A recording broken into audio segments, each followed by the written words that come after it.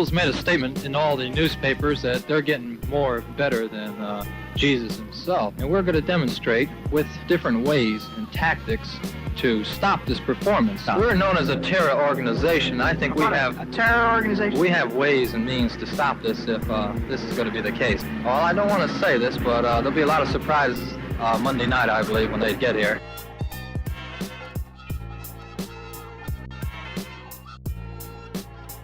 As long as there have been celebrities, there have been artists trying to shove their political opinion down our throats. I mean, there's a guy who still tweets about the earth being flat.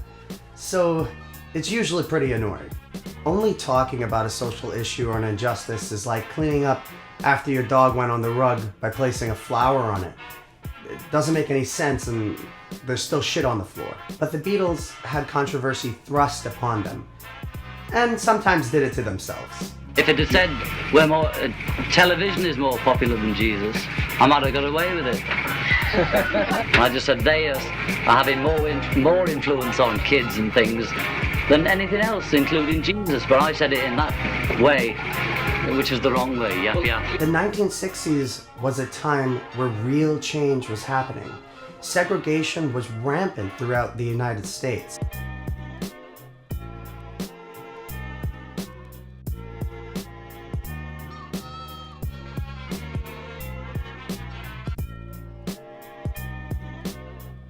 And the Beatles were huge fans of America.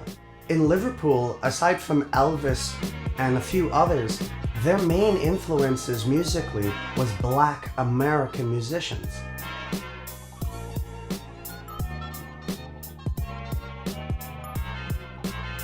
They played concerts for multi-ethnic crowds constantly, and imagined America would be the very same, seeing that we were a powerhouse for diverse and talented musicians. And all we ever seemed to go on about was how free we were.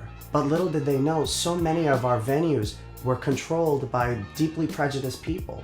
They arrived in Jacksonville, Florida to play at the Gator Bowl, despite a hurricane nearly murdering them, and found out that that concert was going to be segregated. Not only that, but two of their opening acts were black, Clarence Henry and the Exciters. They flew in a plane together unsegregated, so why should the audience be? These 20-year-olds didn't buckle under the pressure that thousands of tickets had already been sold. They didn't give a damn. John Lennon famously saying, "We never played segregated audiences before, and we aren't going to start now. I'd sooner lose my appearance fee." And from then on, the Beatles wrote into every contract they had that if a venue was going to be segregated, they were never going to play there. They turned down money to do what's right. And the thousands of segregated venues in the US had to make the switch, or else the Beatles wouldn't play there. The Beatles created a domino effect of hundreds of artists refusing to play segregated concerts. And wouldn't you know it, the Civil Rights Act was passed that very same year, 1964.